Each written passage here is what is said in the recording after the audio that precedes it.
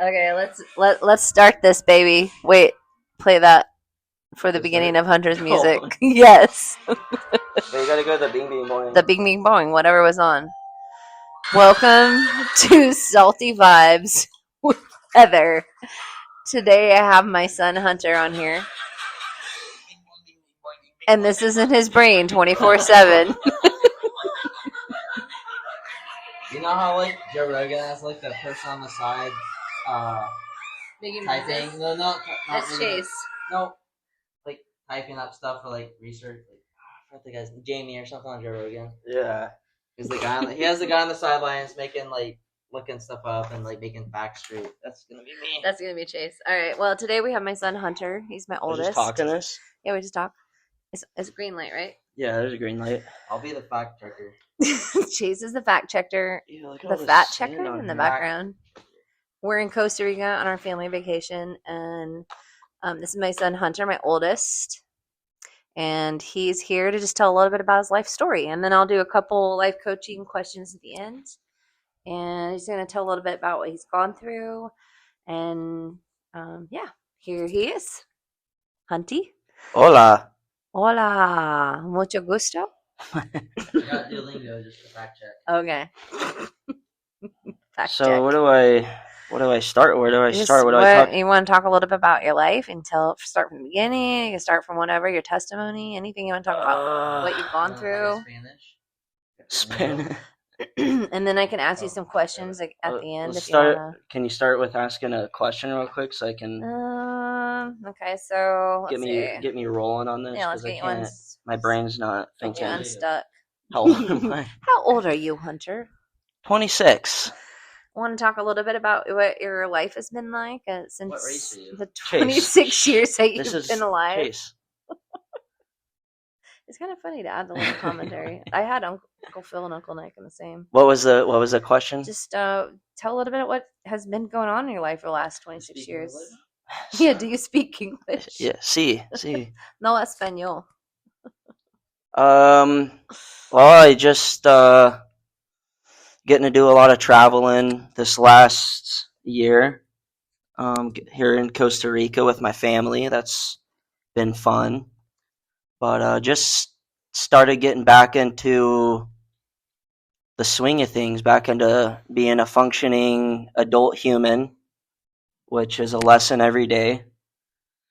I just got back into electrical a year and a half ago after not doing it or having a steady job for 4 years. So work has been just a main focus, but just learning how to be a godly man every day and taking the life lessons. So here's a good question. What are some obstacles that have been going on in your life for the last several years that you've struggled with, probably since what? Let's say age 19. I talk a little bit about that. Started going down a dark, slippery mental slope after I turned 19, and I tried moving away.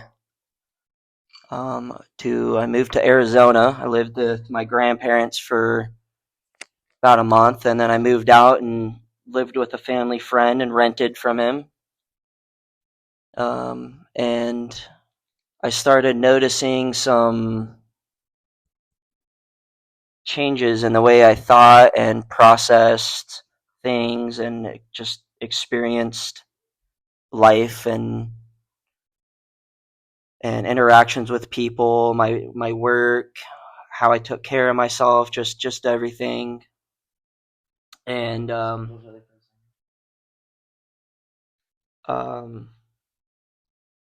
I went into a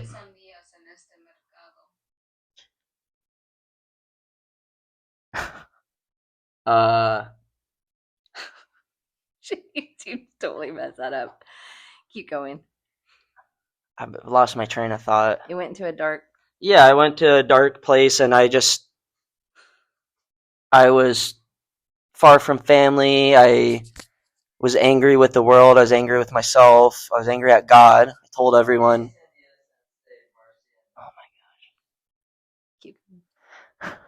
And that's Chase. That's my brother.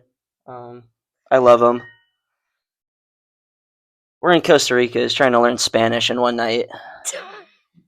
But yeah, I was just far from God. I told everyone I didn't believe in God, and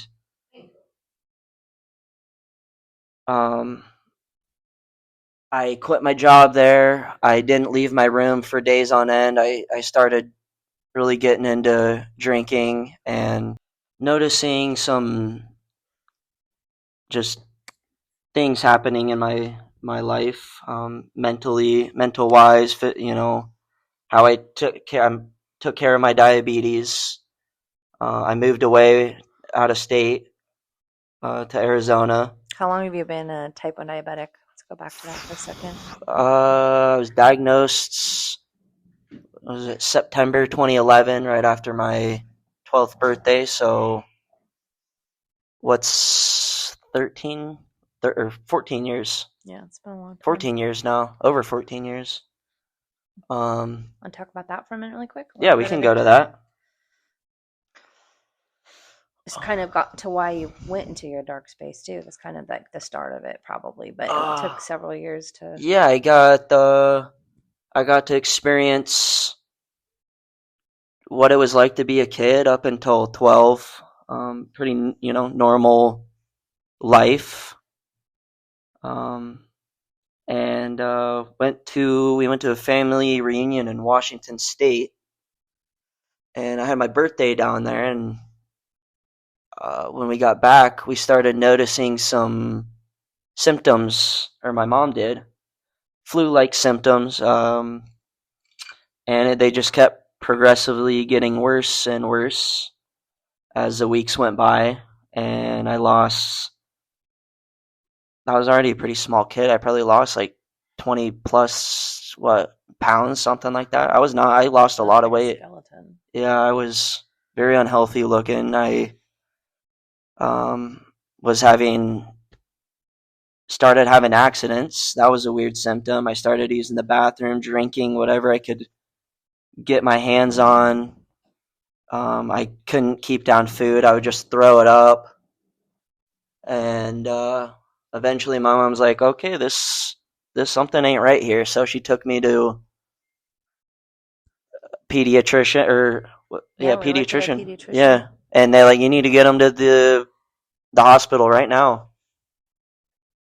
And so she rushed me to Alaska's big city, Anchorage, Providence Hospital, and I was slipping in and out of consciousness. And her and the doctors had to drag me onto a gurney and rush me to the ICU, stick me full of needles, and they said my blood sugar was high 700s, 800s. It was extremely high. They said I was lucky to not have gone into a diabetic coma. You almost were in one. Yeah, slipping in and out of consciousness. But anyways, my life changed right there, and missed a couple months of school. School was not so gracious with my disease and me missing school, and I struggled catching back up. Had a couple mean teachers, and just it got to a point where my parents decided to homeschool me because they were not understanding, and I just kept getting in trouble, sent to detention, and so that started homeschool. After the 7th grade, I had to quit hockey, and yeah, life was a lot different during those times. Kind of transitioning into having to check every day, read every little thing on the facts, the nutrition facts, learn that protein affects it, carbs, sugars, cooking veggies turns them to, every little thing affects your blood sugar, and you wouldn't, at 12 years old, you don't even know that, so Lots of learning, still going through that. It's lifelong. And so, what are some things that like created you to, as you were going along with having diabetes, from being a kid, carefree, doing what you want, and then you went transition from 12 to your teenage years? What do you think probably could be a start to get to your deep dark spiral by the time you turn 18? I got angry at the world because it is not very understanding of this disease. I got angry at myself because I thought it was something I had done to deserve it, and I was angry at God for giving it to me. And so I was full of anger day in, day out as the years go by. And I just got worse and worse and worse as the years went by, and started looking to things in this world like substances to kind of alleviate the hole I fell in my soul. And it worked for a little bit, and then I hit 19, and I thought, okay, leaving my home state, Alaska, will help fix this. All my problems will go away. So I moved me and my dog to Arizona, lived with my grandparents in Maricopa, Arizona for a month. And I was carefree, fun time for a little bit. I had saved up a little money and got a nice car. And then I moved out of my grandparents, got a place with renting from a family friend. He had a house in Chandler, Arizona. Got a job working. I worked at a doggy daycare. I did Lowe's, and just these jobs that did not make. I didn't make a whole lot of money. I didn't feel like I was fulfilling my purpose in these things, and I was just miserable. And then I got into a nasty wreck, driving to my grandparents with me and my dog, and that just made it totally worse. I had to spend the last of my money and borrow some money from my mom to get a beater car, and it had no shocks, so every bump I hit I could feel, and it would clunk. And I was working at Lowe's, which was miserable, and I just kind of started hiding away drinking in my room, not taking care of my type 1, just pretending it would go away. I had this mentality that if I didn't take care of it, if I pretended it didn't exist, it would somehow go away, or maybe I would just go to sleep and not wake up. And I got to a point where I'm like, okay, moving didn't solve my problems. What now? So I moved back after all that, back to Alaska, and started working in my dad's meat shop, wrapping meat. And I did that for, what was that, a couple of years before, that was before Hawaii. So, or maybe a year and a half. I'd go help him. I'd help him go butcher animals at the farms, and I'd wrap them and give them to customers. And then around that time, Hawaii, my dad had a Hawaii job over on the island of Oahu and asked if I wanted to go. And I was thinking, yeah, can't beat Hawaii. Maybe that'll help me. Maybe that'll solve some of my problems.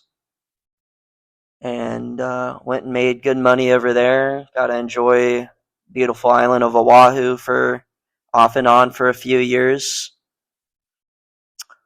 But never was steady. I would come back to Alaska and quit working for my dad's electrical contracting company and go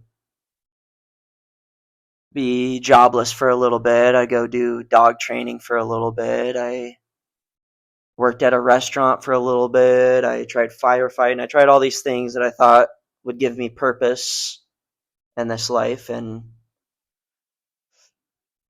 work and travel, and substances didn't work. And I did one last, and that was during you and Dad divorced during 20, or no, you separated in 2020. That was when you left and went to That the was Virgin Islands. Yep, I left and went to the Virgin Islands March of 2020. And that was weird. That was You kind of started having some of your major issues. Yeah, I started experiencing, I guess, hallucinations, and I got super sick out there. I got bit by a bug and just got one of the worst sicknesses I've ever had out there. And I started spiraling, and then COVID happened, and the whole island just was deserted. One minute there was tourists, next I was one of the last people there. And I'm like, uh-oh, the world's shutting down. This isn't good. And I'm experiencing these issues, these mental problems. And I was living in a tent on an old sugar plantation. And not able to cool off your my insulin was getting ruined. I was sick. I was drinking every night. Just not good, not healthy. Thankful to still be here after some of those experiences. And then you called me and you're like, maybe you should come back to the States. And I was like, oh, maybe, I really like being out on this, the Virgin Islands. It's beautiful, but I had not a lot of money. My insulin was running out. I was sick and just not in a good spot. I hadn't been for a while, but I was just getting worse and worse. Yeah, and then I went to Florida. I went to Florida for a couple weeks and didn't know if I was going to stay there or not. And then went to Arizona and stayed with my uncle for a week. And then my dad called me and he was like, "You want to come work in Oahu again?" And I was like, "Yeah, I got no money to my name. I'm miserable. Why not?" Hawaii has a special place in my heart, and so I went back to Hawaii and I was the maid for a little bit, vacuumed and did dishes, and then got back into doing electrical over there, working on Schofield Barracks. Did old historic barracks built in 1901, I believe. Overall, cool job, but could get sweaty working out there. Met lots of cool people, lots of cool locals, and they all loved hearing about my Alaska stories, fishing and hunting stories, all that fun stuff. And then it came time, and my brother was there. Him and my dad decided they were leaving, and I decided to stay. And I was like, this is it. This is the time I get to be free. I'm by myself. I'm in Hawaii. I'm in paradise. Nothing's against me. I'm making good money. I was making Davis bacon, so I had a lot of money saved up. I seemed to be in a, decent spot. Mentally, I was taking pretty good care of my diabetes. And a couple weeks in, something like that, I just wasn't sleeping. I started drinking again. Started smoking. I was in Hawaii, so I was smoking a lot, but that didn't help. And just got into another dark spot. I don't think I truly left. I think the change of pace and everything kind of changed my mindset a little bit. So it was a distraction. And I called my mom, and I think I got sick or something again there. Really sick. Yeah. I got sick again, and it just all worked out. I went home, and the job shut down that next day, that after I left or something like that. So I would have been stuck in Hawaii with no job, and I was going on a spending money that on stuff I shouldn't have, and came back, and that's when it really started. It started spiraling after that, even more, going descending even more. Mm-hmm. But no, we didn't really know how bad you were. You just Yeah. kind of hid it for a while. Yeah, I was able to hide it for a few years, and yeah, I came back, and that next year, that next May, I I got put in the mental hospital, I believe. No, I was in the January. Was the mental hospital. The first time was May, though. I went twice. The first time was in May of, because I was still in my early 20s, and it was after Hawaii. I had my bleached hair the first time. I looked like the Joker. Oh, I forgot about that. Yeah, I went that first time to Providence. And they doped me all. Abilify. That was the medicine I was thinking of. And they told me I was schizophrenic. They diagnosed me with schizophrenia. And I was in total denial, but I was so lost. I was such a dark place. Whatever. If the meds can help, let them help. And Vicodin, just whatever they could throw at me, they gave me. And was in there for, it was a short visit, like a week or something. And medicine, it helped in a not helpful way. I slept for days on end. Um, I would get bursts of anger. I started just becoming more delusional. I thought things were sending coded messages to me. I started having really bad nightmares. Well, I had been, but they started amplifying. And yeah, it just went downhill from there. I'm like, this medicine's not helping. I don't think I'm schizophrenic. So I went back to Hawaii. The job started back up. I quit all my medicine, cold turkey. Was able to do fine in Hawaii for a little bit, and then it hit again um, after a few months.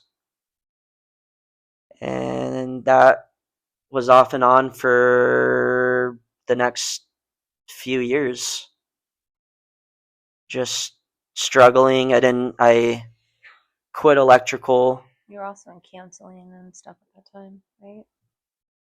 Yeah. Therapist. I was seeing, well, I started seeing that, what was it? There was Randy, and then there was another guy, the first counselor. Nice guy. I couldn't remember his name. I can't remember his name, but helping you quite a bit. Yeah, and he kind of, he was a big part in understanding what was going on, and he was a godly man. And I started realizing that it was spiritual attacks on me.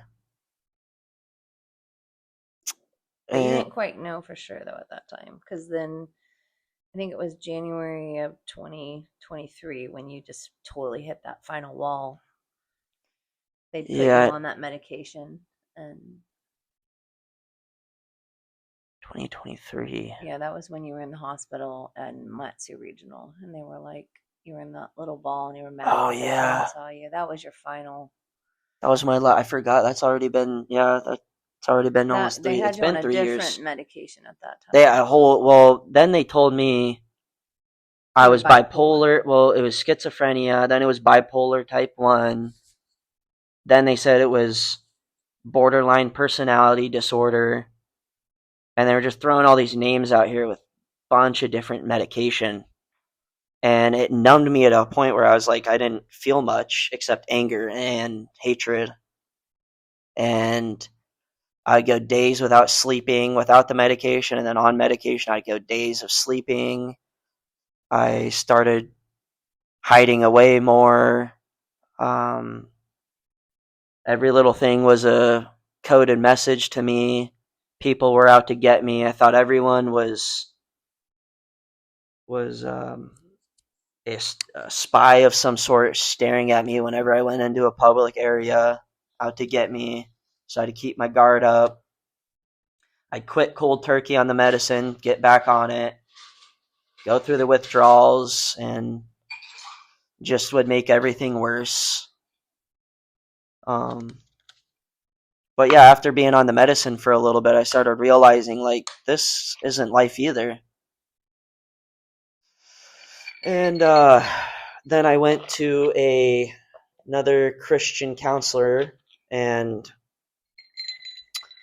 just talked about things that had happened to me and some events and whatnot, and he kind of coached me on why I was feeling these things, why I was experiencing these things, um, how to work through them, and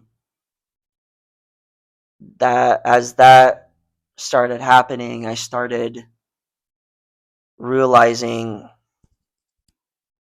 that this is a spiritual attack on me. And I got to a lot of people don't believe in supernatural, and but I experienced it for 7 years of constant spiritual attacks that continually grew on me and got worse and worse and worse as time went on. And You want to talk a little bit about your last experience before you really had your complete breakdown and some of the godly things that happened to you there? yeah, I wasn't in the Word much. I wasn't praying much. I didn't go to church much. I was still distant and somewhat held a lot of anger towards God. Ultimately, it was uh, towards myself. I started realizing, but I would show it towards people and God. Um, I was considered myself a agnostic at the time, believing that something somewhere had created all this that on this world and us, but we don't know what it is. We don't know anything about it. And I got to experience the dark side of the spiritual world. This is the ending of part 1. Next Monday we will have part 2 since it was an hour-long podcast. I decided to break it in 2 parts, so about 30 minutes each side. Thank you for subscribing and following my Salty Vibes podcast. I hope you look forward to next week's, and you can click the links below. Have a great week.